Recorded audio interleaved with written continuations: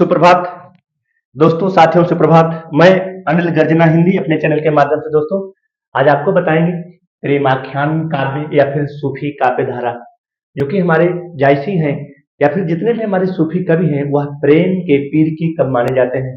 दोस्तों, हमारा हिंदी साहित्य का इतिहास जैसा कि आपको ऑलरेडी पहले से पता है, चार भागों में बटा है।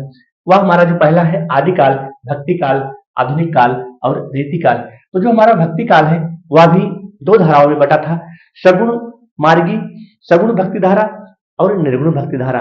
तो सगुण भक्ति हमारा दो भागों में बटा था, राम मार्गी या फिर राम मार्गी काव्य और कृष्ण मार्गी काव्य। और जो हमारा निर्गुण भक्ति था दोस्तों, वह भी दो मार्गों में बटा था।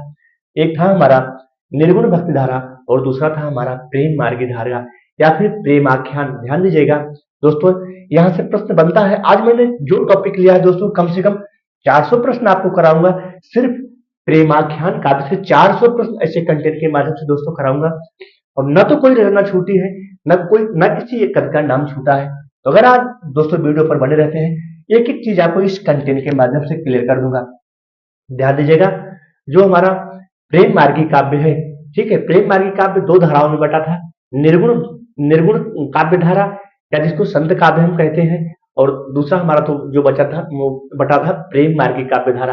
तो प्रेम मार्गी में हमारे बहुत सारे कवि हैं, जिसमें हमारे वो हंसायत है, कुतुबुन है, जायसी है, नूर मोहम्मद है, और बहुत सारे कवियों का मैंने यहाँ पर विवेचन किया है। कई किताबों से दोस्तों मैंने इस चीजों को जुटाया है। निश्चित ही आज का वीडियो आपके लिए बेहद महत्वपूर्ण होगा।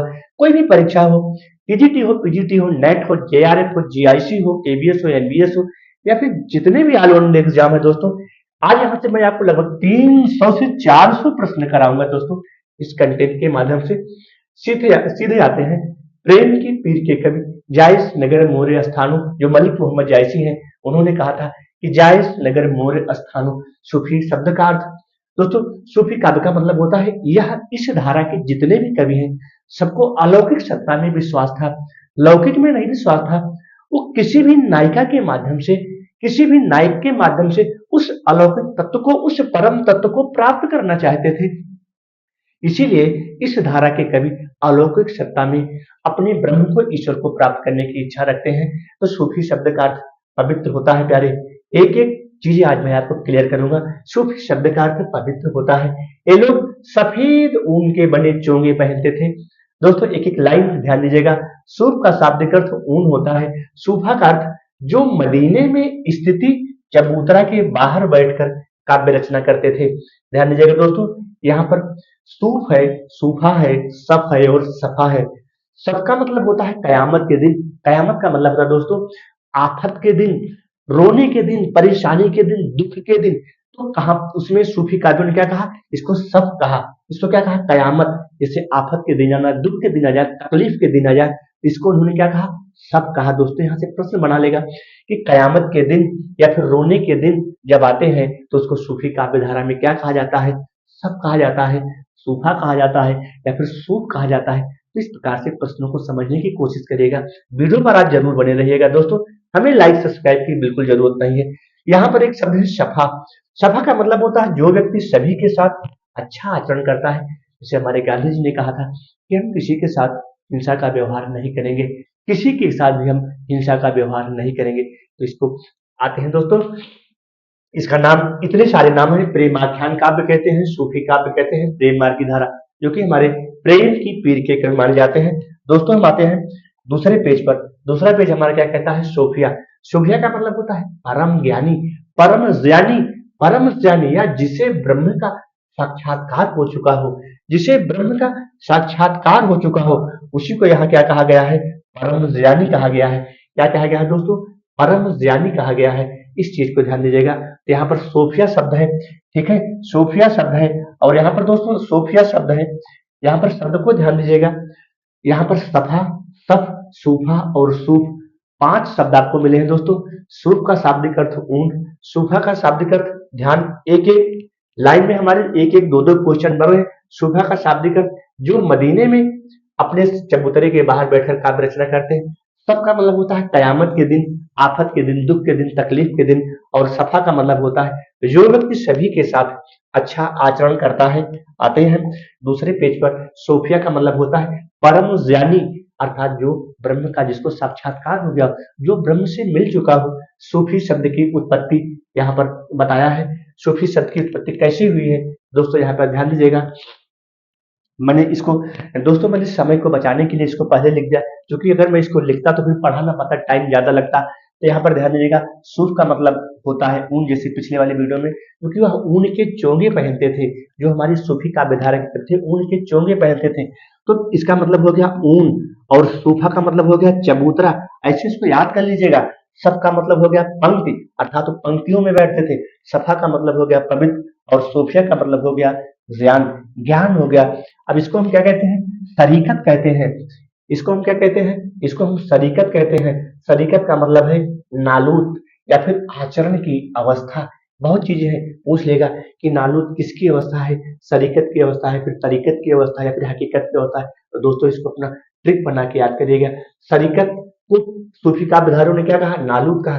तरीकत को उन्होंने क्या कहा, मलकूत कहा। हकीकत को क्या कहा, जबरूत कहा। मारिफत को क्या कहा, लाहूत कहा। पूछ लेगा कि लाहूत को सूफी काव्य धारा के कवियों ने क्या कहा, मारिफत कहा, या फिर हकीकत कहा, या फिर तरीकत कहा। तो फिर इसको आपको याद करना पड़ेगा। और यहाँ पर इसका मतलब यह होता है, मारिफत का मतलब होता है सिद्धावस्था, अर्थात जो सिद्धि, जिसको सिद्धि की प्राप्ति हो जाए, जिसको साक्षात्कार मिल जाए, और सिद्धावस्था, ठीक है, सत्य बोध। यहाँ पर हकीकत का मतलब होता है जबरूत, इसको जबरूत कहते हैं, उन्होंने जबरूत कहा। और इससे क्या है, सत्य बोध है। और इसका तरीकत का मतलब हो गया उपासना। तो इसको ध्यान दीजिएगा। आत्मा एवं परमात्मा की, आत्मा एवं परमात्मा के प्रति पूर्ण मिलन की अवस्था को क्या कहा जाता है, सिद्धावस्था कहा जाता है। आत्मा एवं परमात्मा के पूर्ण मिलन की अवस्था को, जैसे संत कवियों ने समाधि कहा था। दोस्तों क्या कहा था, समाधि कहा था। आते हैं अगले पेज पर। अगला पेज पर क्या है, इस्लाम धर्म है। ये क्या है दोस्तों, इस्लाम धर्म है। ये क्या है, इस्लाम धर्म, ठीक है। जो 1540 के आसपास हमारे मलिक मोहम्मद जैसी माने जाते हैं, इन्होंने दो धर्म इसमें थे, एक सरा था, एक बेसरा था। सरा किस प्रकार के थे दोस्तों, एक कट्टर मुसलमान थे। कट्टर का मतलब ये अपनी बातों पर ये हठयोग की साधना करते थे, ये हठी बहुत होते थे, और जो बात कहते थे फिर उससे डिगते नहीं थे। और तो इसमें ये दो भाग में बटा, सरा और बेसरा। बेसरा के इतने पार्ट हो जाते हैं, चार पार्ट हो जाते हैं। कौन हो जाते हैं, चिश्तियां हो जाती हैं, सोहरावर्दी संप्रदाय, कादरी संप्रदाय, नक्शबंदी संप्रदाय, चिश्तिया संप्रदाय। ये चार संप्रदाय में बढ़ गया। पूछ लेगा कि जो बेसरा संप्रदाय है, जो इस्लाम धर्म का बेसरा संप्रदाय, जो बेसरा धर्म है, जो इस्लाम धर्म का बेसरा धर्म है, कितने भागों में बटा है, या फिर निम्नलिखित में से कौन जो है बेसरा धर्म का संप्रदाय नहीं है। दोस्तों ऐसे प्रश्न बनाएगा आयोग, निम्नलिखित में से कौन बेसरा धर्म का संप्रदाय नहीं है, और इसमें से चार नाम दे देगा, एक नाम, तीन नाम सही देगा, एक नाम गलत दे देगा। तो मैंने कितने सारे क्वेश्चनों को बनाने की आपके लिए कोशिश किया है, बहुत संक्षेप में प्यारे।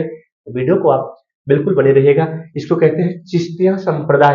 क्या कहते हैं, चिश्तिया संप्रदाय, सुहारावर्दी संप्रदाय, और इसके बाद कादरी संप्रदाय और नक्शबंदी संप्रदाय। और इन्होंने इसकी स्थापना की है मोइनुद्दीन बहाउद्दीन और जिलानी सूफी और बहाउद्दीन। आते हैं अगले पेज पर। अगला पेज हमारा क्या कहता है, सूफी दर्शन को तसव्वुफ कहा गया है। पूछ लेगा कि सूफी दर्शन को किस नाम से जाना जाता है, पहले पूछ लेगा।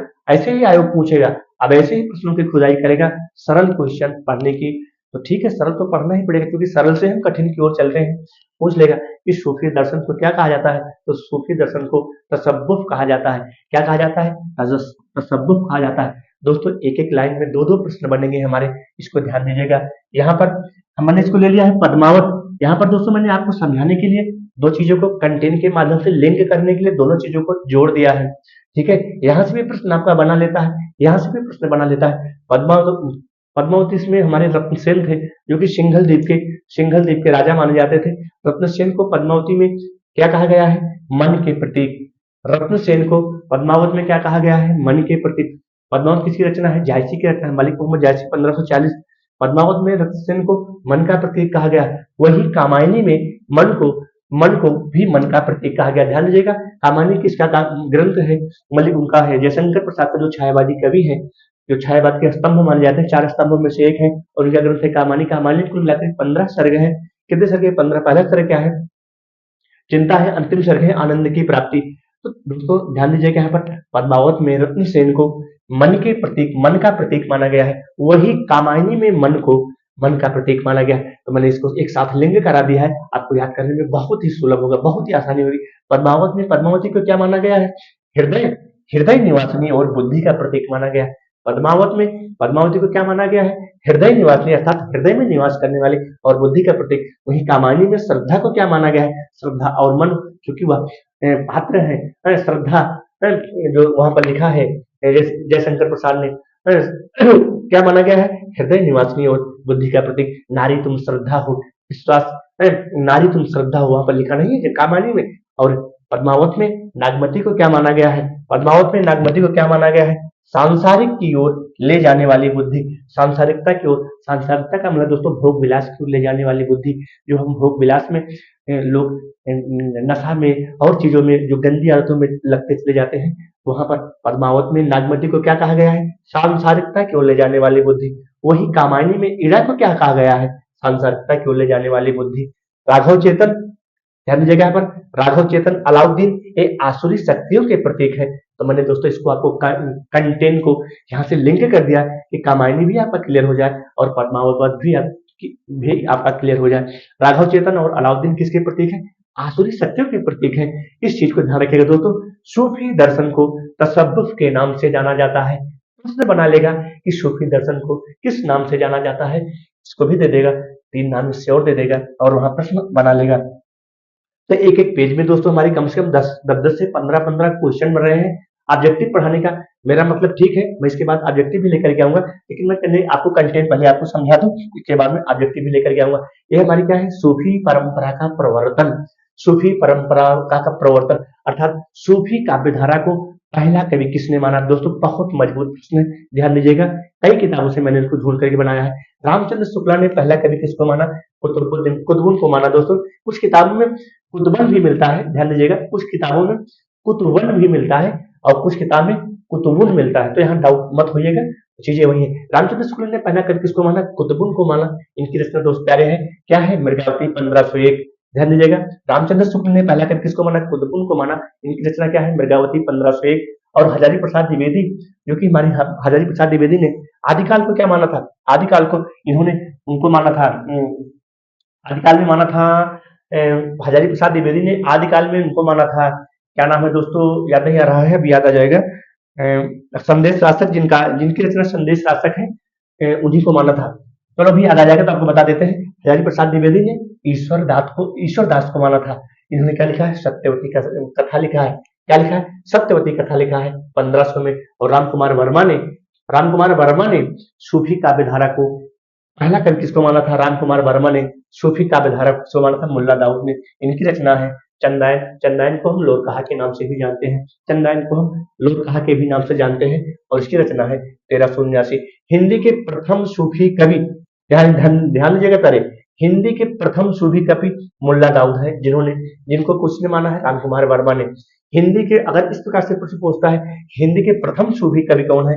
मुल्ला दाऊद है। अगर इस प्रकार से पूछता है कि हजारी प्रसाद द्विवेदी के अनुसार हिंदी के प्रथम कवि कौन है, तो ईश्वर दास है, जिसकी रचना है सत्यवती कथा 1500 में। या फिर रामचंद्र शुक्ल के अनुसार सूफी रामचंद्र शुक्ल ने पहला कवि सूफी काव्यधारा किसको माना? तो कुतुबुन को माना, जिसकी रचना है मृगावती 1501।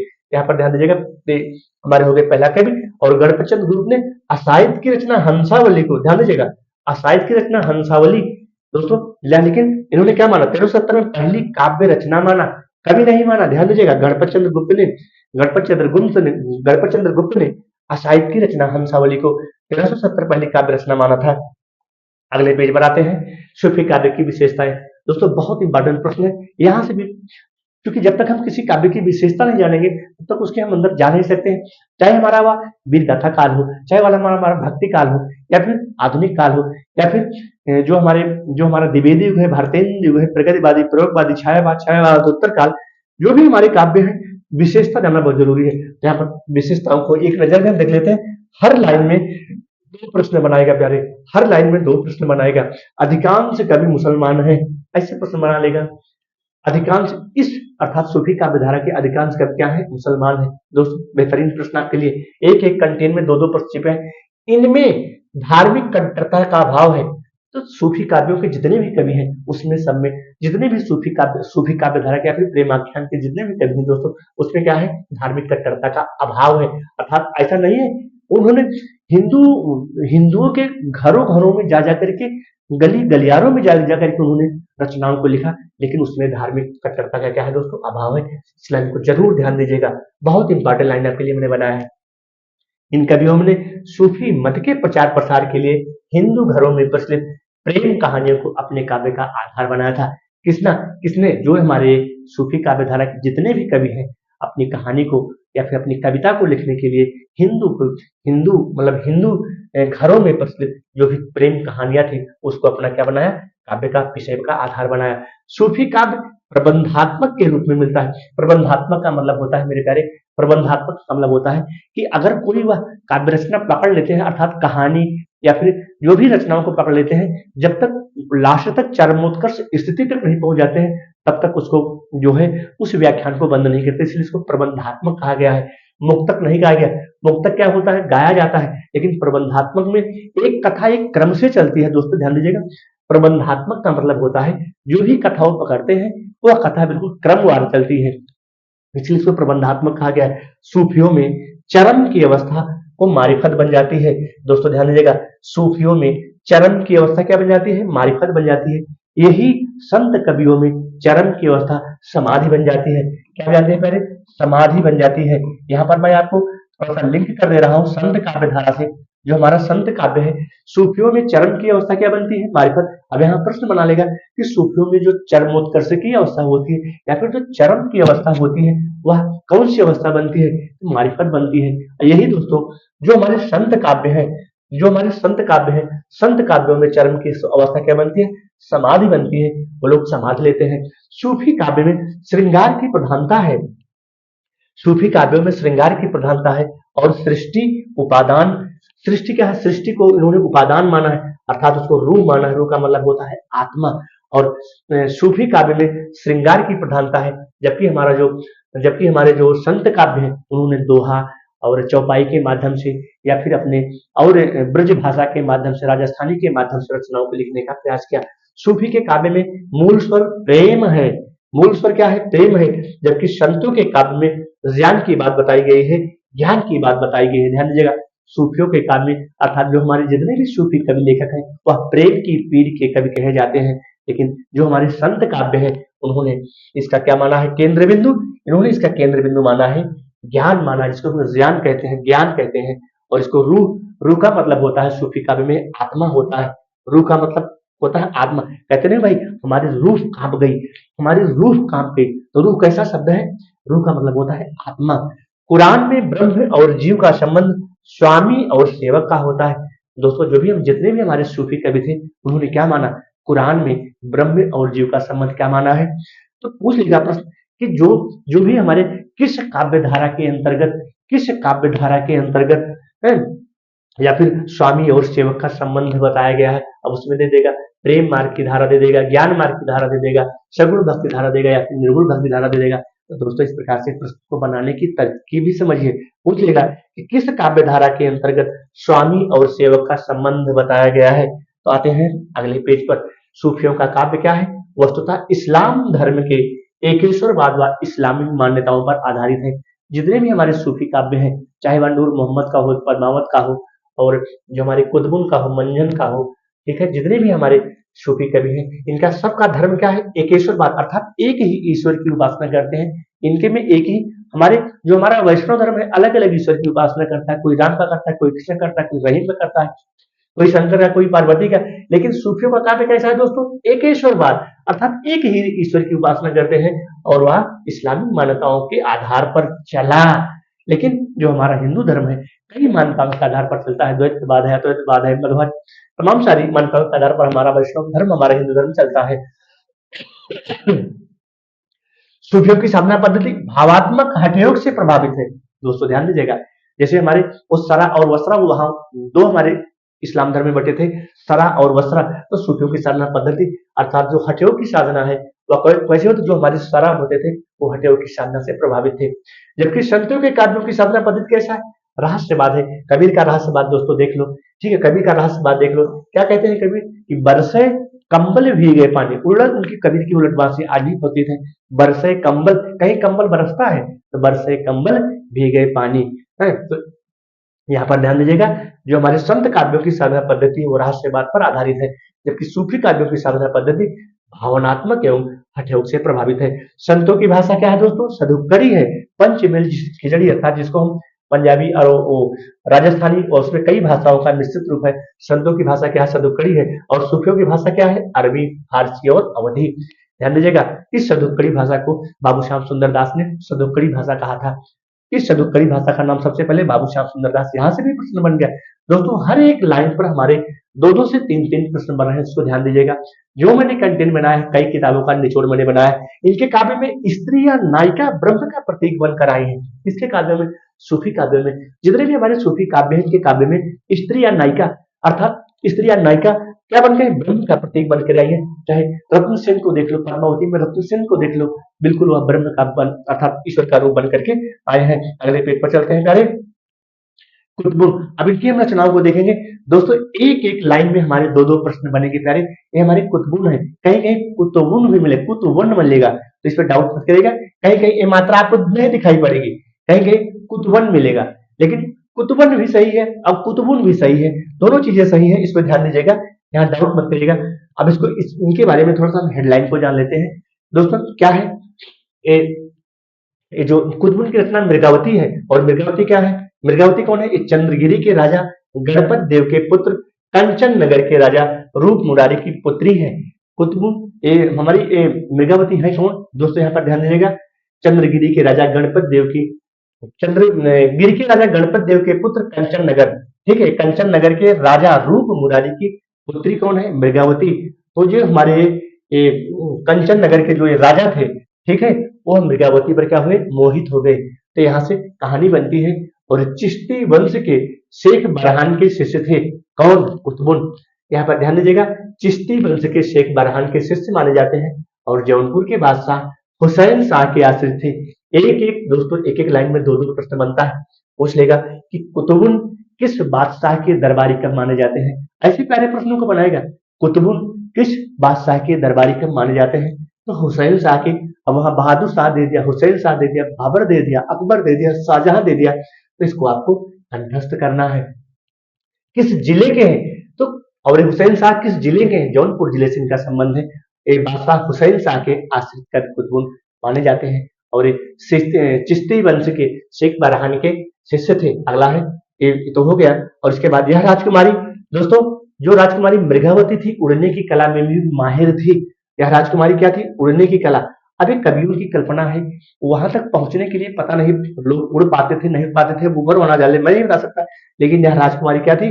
उड़ने की विद्या भी जानती थी। और मृगावती, इसकी मृगावती की प्राप्ति के लिए जो नायक है, ठीक है, जो नायक के कंचन नगर के राजा थे, क्या थे? ये बिल्कुल योगी का भेष बदल करके अपना उसको प्राप्त करते हैं। और रास्ते में एक दूसरी, जब वो योगी का भेष बदल करके जाते हैं तो रास्ते में एक दूसरी जो बिल्कुल सुंदरी मिलती है, और वह राक्षस के कब्जे में रहती है, उसको मार करके उससे अपना विवाह संपन्न कराते हैं और उसके बाद वो मृगावती को प्राप्त करते हैं। याद करना इसको।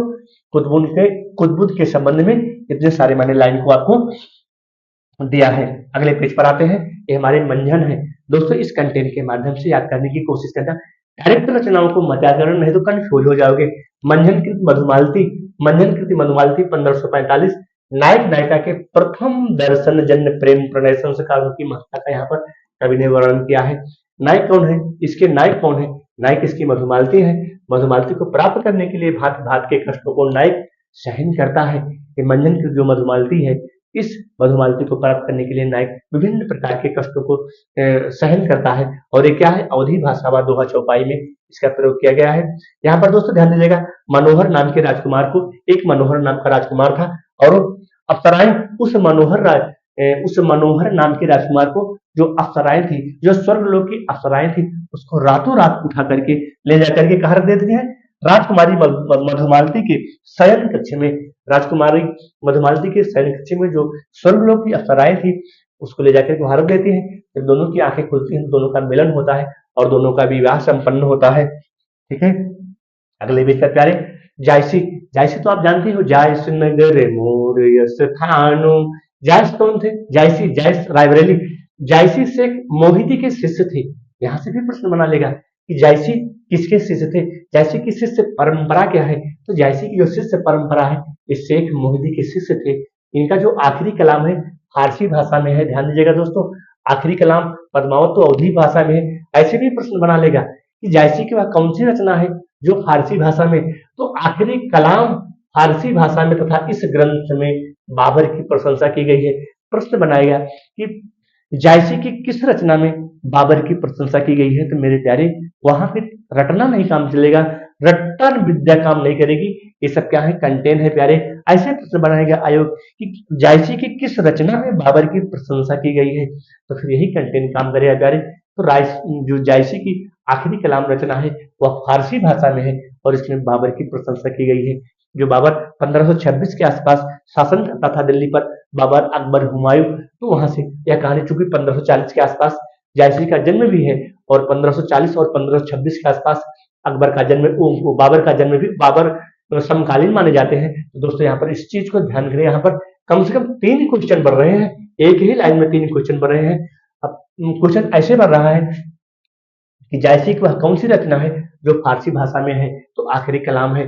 जायसी की किस रचना में बाबर की प्रशंसा की गई है, तो आखिरी कलाम में की गई है। इसका पर ध्यान दीजिएगा। और ये पद्मावत का बंगला अनुवाद मगन ठाकुर ने 1650 में आलो उजाला से कराया था। दोस्तों यह प्रश्न टीजीटी परीक्षा 2021 में पूछा गया था। ऐसे ही सेम कंटेंट ऐसे पूछा गया था टीजीटी परीक्षा 2021 में, पद्मावत का बंगला अनुवाद। डायरेक्ट प्रश्नों पर बहुत ज्यादा दौड़ने की कोशिश मत करो प्यारे, से कंटेंट को पढ़ने की कोशिश करो। अखरावट क्या है? एक अक्षर को लेकर के सिद्धांत संबंधी चौपाइयां हैं। एक अक्षर को लेकर के इसमें, अर्थात जो शुरू के अक्षर है उसको एक अक्षर को पकड़ करके सिद्धांत संबंधी चौपाइयां हैं। और इस पुस्तक में ईश्वर, जीव, सृष्टि आदि पर विचार व्यक्त किया गया है। आखिरी कलाम में क्या है? कयामत का वर्णन मिलता है।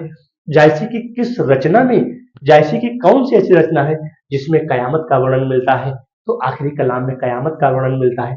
दोस्तों एक एक लाइन में 2 से 2 क्वेश्चन बन रहे हैं, ध्यान दीजिएगा। पद्मावत जायसी की क्या है? अक्षय कीर्ति का आधार है। जायसी की कौन सी रचना है जो अक्षय कीर्ति का, अक्षय का मतलब होता है दोस्तों जिसका कभी क्षय न हो। जैसे हमारे हिंदू धर्म में जो वट वृक्ष होता है, जिसको हम बरगद के नाम से जानते हैं, जो हमारा वट वृक्ष होता है उसका कभी क्षय नहीं होता। ठीक वैसे जायसी का पद्मावत भी है। जैसे तुलसीदास का रामचरितमानस है और प्रसाद का कामायनी है, हरिवंश का प्रिय प्रवास है और मैत्रेय गुप्त का साकेत है। ये सारे महाकाव्य क्या है? ये सब अक्षय कीर्ति के आधार है। लेकिन यहाँ पर पद्मावत जायसी की अक्षय कीर्ति का आधार है। पद्मावत की रचना कब हुई? 1540। यह एक प्रौढ़तम कृति है और चित्तौड़ के राजा रत्न सेन और वहां की सिंघल देवी राजकुमारी पद्मावती के प्रेम विवाहोत्तर का जीवन का मार्मिक वर्णन है। अगले आते हैं उस्मान। उस्मान के संबंध में दोस्तों मैंने आपको 5-6 पॉइंट बनाया है। जाकी बुद्धि होई अधिकाई, इसको याद करना। यहाँ इस लाइन को दे देगा और पूछ लेगा कि यह निम्नलिखित में से किस सूफी कवियों की रचना है। ऐसे प्रश्न बनाएगा प्यारे, प्रश्न को ऐसे बनाएगा, या उपर्युक्त पंक्तियां किस सूफी कवियों की मानी गई हैं, तो फिर वहां रटना नहीं काम चलेगा। जाकी बुद्धि होई अधिकाई, आन कथा एक कहां बनाई। बहुत अच्छी लाइन है और बहुत इंपॉर्टेंट है। अभी ये कभी पूछी नहीं गई है और मैंने ऐसे प्रश्नों की खुदाई ही किया है। ऐसे ही प्रश्नों के पूछे जाने की अब संभावनाएं हैं। सरल, अब डायरेक्ट नहीं पूछेगा कि उस्मान की रचना क्या है, चित्रावली है भैया, तो इसको बता दो। उस्मान की रचना चित्रावली, अब पूछने का जमाना गया। अब ऐसे ही पूछेगा कि निम्नलिखित पंक्तियां किस सूफी कवियों की है। जाकी बुद्धि हुई अधिकाई, आन कथा एक कहां बनाई, और इनका ग्रंथ क्या है? चित्रावली 1613। अब तो भाई डायरेक्ट नहीं पूछेगा कि भैया उस्मान की रचना बताओ, चित्रावली। अब चित्रावली से अंदर घुसेगा और यहां से पूछेगा कि जो उस्मान थे, जो सूफी कवि उस्मान थे, किसके समकालीन माने गए थे? जहांगीर के समकालीन माने गए थे प्यारे। यहाँ ध्यान दीजिएगा, जो हमारे सूफी काव्य धारा के कवि उस्मान है, किसके समकालीन माने गए थे? जहांगीर के समकालीन माने गए थे। और इनकी शिष्य परंपरा क्या है? हाजी बाबा। ये हाजी बाबा की शिष्य परंपरा में आते हैं। कौन? उस्मान। उस्मान हमारे हाजी बाबा की शिष्य परंपरा में आते हैं। चित्रावली का प्रेमी कौन है? सुजान कुमार है। अब इस प्रश्न को बनाएगा प्यारे कि जो उस्मान की रचना चित्रावली है उसका नायक कौन है, उसका प्रेमी कौन है, ये कौन है, सुजान कुमार है। तो प्यारे अब इस जमाना गया, ये सुजान कुमार है।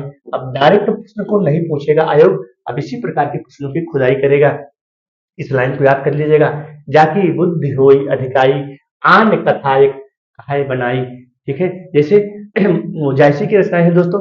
एक बार जायसी के ऊपर वो बादशाह हंसा था, तो जायसी ने कहा कि मोहिका हंसे से कि कौन रहे।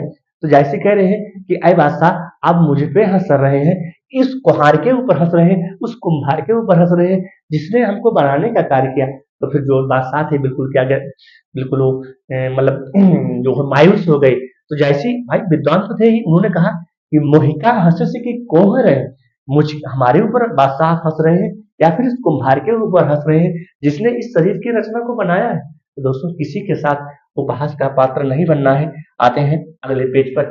अगला पेज है हमारे शेख नबी है। शेख नबी के संबंध में मैंने इन बिंदुओं को बनाया है दोस्तों। शेख नबी है, इनकी रचना क्या है भैया, ज्ञानदीप। तो ज्ञानदीप पूछने का जमाना तो अब गया है। शेख नबी की रचना है ज्ञानदीप। तो ज्ञानदीप पूछने का जमाना तो अब गया, पूछेगा क्या, क्या पूछेगा कि शेख नबी किस शासक के समकालीन माने जाते थे, जहांगीर के समकालीन माने। अब इस प्रश्न की खुदाई करेगा। शेख नबी मुसलमान होते हुए भी वेद मार्ग की प्रशंसा खोल कर की है। कौन सा ऐसा सूफी कवि है जो बिल्कुल मुसलमान होते हुए भी हिंदुओं के वेद शास्त्र की प्रशंसा खोल कर की है। तो हमारे क्या हो गए, शेख नबी हो गए। अपने प्रतिपाद्य विषयों में, अपने प्रतिपाद्य विषयों में वीर श्रृंगार वीरा का उल्लेख मिलता है। ठीक है, और इसमें क्या है, नलोपाख्यान की भांति इसमें भी नायक की खोज के लिए स्वयंवर का आयोजन होता है। आते हैं प्यारे अगले पेज पर। ये हमारे कौन है, कासिम शाह है। कासिम शाह कोई भी कवि, कोई भी राइटर की कोई भी रचना इसमें आज छूटी नहीं है दोस्तों। अगर आज वीडियो को आप पूरा देख लेते हैं, निश्चित ही आपका यहाँ से 3 से 4 प्रश्न बनते हैं, आपका पूरा हो जाएगा। कासिम शाह कौन है, बिल्कुल 1788 संबत 1788 बाराबंकी। इनकी रचना क्या है, हंस जवाहिर है। हंस जवाहिर क्या है, एक कहानी है। इसमें राजा हंस, अब पूछ लेगा कि राजा हंस और रानी जवाहिर की कथा कहाँ वर्णित है, किस सूफी काव्य धारा में, किस सूफी कवियों में वर्णित है। तो कहाँ वर्णित है, हंस जवाहिर में। हंस कौन है, हंस एक राजा है। जवाहिर कौन है, एक इस कथा का इसमें वर्णन किया गया है। नूर मोहम्मद कौन है, नूर मोहम्मद भाई दिल्ली के बादशाह मोहम्मद शाह। तो नूर मोहम्मद किस बादशाह के समकालीन माने जाते हैं, ऐसे प्रश्न बना लेगा। निम्नलिखित में से नूर मोहम्मद किस बादशाह के समकालीन माने जाते हैं। तो नूर मोहम्मद ये मोहम्मद शाह के समकालीन अर्थात दरबारी कब माने जाते हैं। ये फारसी के अच्छे आलिम भी थे, फारसी भाषा के अच्छे आलिम थे। यहाँ पर ध्यान दीजिएगा, फारसी में रौजतुल हकायत, ठीक है, और इनकी एक रचना है इंद्रावती। क्या रचना, इंद्रावती भी है। और इनकी एक रचना ये भी हंस जवाहिर हो गई, और दूसरी रचना है इंद्रावती। तो फारसी में लिखा हुआ इनका क्या है, अनुराग बांसुरी। सॉरी, ये हंस जवाहिर तो इनकी रचना है कासिम शाह की, इनकी रचना प्यारे है इनकी अनुराग बांसुरी और इंद्रावती, दो रचनाएं हैं। नूर मोहम्मद की दो प्रमुख रचनाएं हैं, इंद्रावती और अनुराग बांसुरी। अनुराग बांसुरी 1821 संवत में, और एक इंद्रावती 1801 संवत में। हिंदी भाषा में जगह जगह कविता करने के कारण इनको सबूत देना पड़ता था कि मैं इस्लाम हूँ। ये जब रचना करते थे नूर मोहम्मद ना, जब इनके जो धर्म के लोग थे, जो गुरु वगैरह थे, जो मौलवी वगैरह थे, इनको मतलब परेशान करते थे, तो जगह जगह इनको सबूत देना पड़ता था कि भैया मैं इस्लाम धर्म का ही प्रवर्तक हूँ, भले ही मैं हिंदू में रचनाएं कर रहा हूँ हिंदू में, लेकिन मैं इस्लाम धर्म का ही प्रवर्तक हूँ। अगला पेज है प्यारे, ढोला मारू रा दूल्हा दूहा। बहुत बेहतरीन रचना है, इसमें बहुत ज्यादा चित्र नहीं पढ़ना है। ढोला मारू रा दूहा, ये राजस्थानी प्रेम प्रेम प्रेम आख्यान पर आधारित काव्य है। ठीक है, और इस रचना को कल्लोल कवि के द्वारा लिखा गया है। इसमें आप डायरेक्ट याद कर सकते हो, ढोला मारू रा दूहा। ये क्या है, किस मतलब ये राजस्थानी प्रेम आख्यान है। यहाँ पर एक प्रश्न बना लेगा कि कौन सा इसका प्रेम आख्यान, ये किस भाषा पर आधारित है, राजस्थानी पर है, अरबी पर है, फारसी पर है। इसको ध्यान रखना, ये राजस्थानी प्रेम आख्यान पर आधारित क्या है, रचना है, और इसको कल्लोल कवि ने लिखा था। और एक क्या थे, नरवर देश के राजकुमार ढोला, नरवर देश के राजकुमार ढोला, जिसको हम दूल्हा के नाम से जानते हैं। और पूंगल देश की कौन है, पूंगल देश की, ये पूंगल देश की राजकुमारी कौन है, मारवाड़ी। यहाँ पूछ लेगा कि जो पूंगल देश की राजकुमारी मारवाड़ी है, किसका वर्णन किया गया है। तो ध्यान दीजिएगा, ढोला मारू। मारू का मतलब है मारवाड़ी, ये मारू का मतलब मारवाड़ी, और ढोला का मतलब दूल्हा, दूल्हा, दूल्हा, दूल्हा, जिसको हम दूल्हा कहते हैं। तो ढोला का मतलब दूल्हा हो गया, मारू का मतलब मारवाड़ी हो गया। तो मारवाड़ी के विवाहोत्तर प्रेम विरह का वर्णन है। और अगला हमारा कार्य हो गया माधवानल काम कंदला। माधवानल काम कंदला, यह रचना कब की है? 1556 में कुशल लाभ। ठीक है, किसकी रचना है? कुशल लाभ की रचना। ध्यान दीजिएगा यहाँ पर माधवानल काम कंदला, इसको आपको ऐसे ही सेम सेम याद कर लेना। माधवानल काम कंदला ये रचना है कुशल लाभ की, और प्रेमाख्यान आधारित ये रचनाएं हैं। अगले पेज पर चलते हैं। रूप मंजरी किसकी है? ये नंददास की है। अरे यहाँ पर ध्यान दीजिएगा, ये रूप मंजरी किसकी है? नंददास की है। ये अष्टशाप के कवि माने जाते हैं। अष्टशाप की स्थापना किसने की थी प्यारे? अष्टशाप की स्थापना किसने की थी? अष्टशाप की स्थापना की थी विठल लाल ने। तो चार्सिस हमारे विठल लाल के, चार्सिस हमारे वल्लभाचार्य के। अष्टशाप की स्थापना कब हुई थी? 1565 में हुई थी। अष्टशाप की स्थापना कब हुई थी? 1565 में हुई थी। चार कवि हमारे विठल लाल के, चार कवि हमारे वल्लभाचार्य के। तो विठल लाल के चार कवि कौन है? चित स्वामी, गोविंद स्वामी, ठीक है, चित स्वामी, गोविंद स्वामी, चतुर्भुज दास और नंददास। ध्यान दीजिएगा, चित स्वामी, गोविंद स्वामी, चतुर्भुज दास, दो स्वामी, एक चार भुजा वाला और एक नंददास। बाकी जो बच गए कौन कौन बचे? सूरदास, ठीक है, सूरदास, परमानंद दास, कृष्णदास और कुंभन दास। तो चार हमारे हो गए विठल लाल के, चार हमारे हो गए वल्लभाचार्य के। यही हमारे क्या है? आठ। ये हमारे, इसको क्या कहते हैं? अष्टछाप का कवि कहा जाता है। ठीक है, ये नंददास थे, इन्होंने क्या लिखा है भैया? रूप मंजरी। कब लिखा है? 1568 में। और अष्टछाप की स्थापना कब हुई थी? 1565 में। तो ध्यान दीजिएगा, मैंने यहां से भी आपको लिंक कर दिया। ठीक है, प्रेम विलास, प्रेम विलास प्रेम लता, ये जैन श्रावक जेठमल ने इसको लिखा था। प्रेम विलास और प्रेम लता, ये जैन श्रावक जेठमल ने कब लिखा था? 1556 लाहौर में। ठीक है, लाहौर के रहने वाले थे। और छिताई वार्ता नारायण दास की रचना है। छिताई वार्ता, इसकी नायिका कौन है? छिताई देवकी के राजा रामदेव की कन्या थी। ठीक है, अगला है माधवानल काम कंदला। तो एक माधवानल काम कंदला आलम का है, यहां पर ध्यान दीजिएगा प्यारे। एक माधवानल काम कंदला आलम का है, और एक माधवानल काम कंदला किसका है? कुशल लाभ का है। तो नाम तो एक है माधवानल काम कंदला, एक है कुशल लाभ का, ठीक है, और एक है माधवानल काम कंदला, एक है आलम का। तो दो ऑप्शन तो देगा नहीं, दोनों में से एक ही देगा। अगर इस रचना को पूछता है कि माधवानल काम कंदला किसकी रचना है, या तो फिर आलम कवि को देगा या फिर कुशल लाभ को देगा। तो यहाँ आपको डाउट नहीं होना है। ठीक है, ये चूंकि सेम। और यहाँ पर आ गए हम रस रतन, कहां पर आ गए? ये तो हो गया, अगले पेज पर आते हैं। रस रतन, रस रतन किसका है? अकबर के दरबारी कवि। इसके रचनाकार कौन है? पुहकर। ठीक है, पुहकर माने गए हैं 1618। रस रतन किसकी रचना है? पुहकर की रचना है। ठीक है, इसको ध्यान दीजिएगा प्यारे। तो बस आज हमारा यहीं पर समाप्त होता है। ठीक है, अगले वीडियो में हम आपसे फिर मिलेंगे। इस प्रश्न से जितने भी ऑब्जेक्टिव प्रश्न बन सकते हैं दोस्तों, मैं उसके साथ आपको फिर मिलूंगा। धन्यवाद प्यारे, तब तक के लिए धन्यवाद।